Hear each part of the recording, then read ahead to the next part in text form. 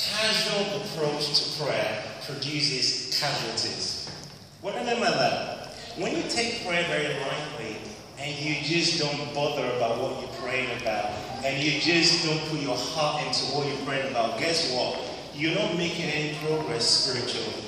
And prayers that do not move you will not move heaven. Okay? So I want us to start by actually just turning our hearts to the Lord and asking Him for fresh impartation of His grace upon us in this season we're in. You know, maybe you're in a season where you find it difficult to push on with God. Maybe you're in a season where there are entanglements of sin holding you back. Maybe you're in a season when your heart is just bored in the presence of God. Well, I'll tell you what can fix that. Fire. That's right. Come on, bro. There's a story in the Bible of the disciples after Jesus was resurrected. They went fishing, and Jesus showed up on the shore. And they knew it was Jesus. They didn't recognize it. So He said to them, because they'd been fishing all night, and they caught nothing.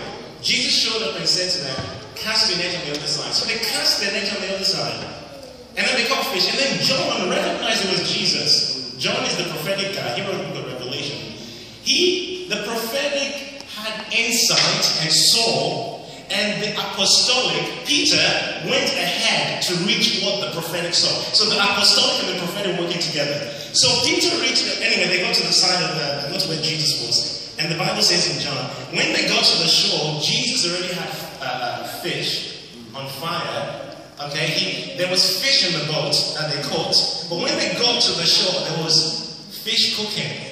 Okay, now interesting. Peter spent all night trying to catch fish.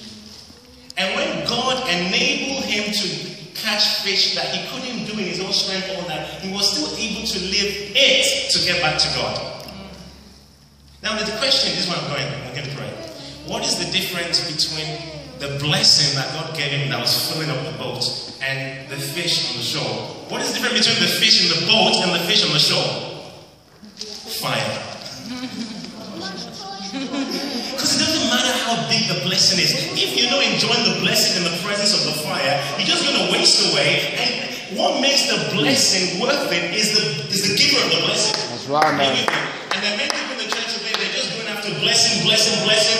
Look through the scriptures. How many times did the apostle ask us to pray for material things? Very little.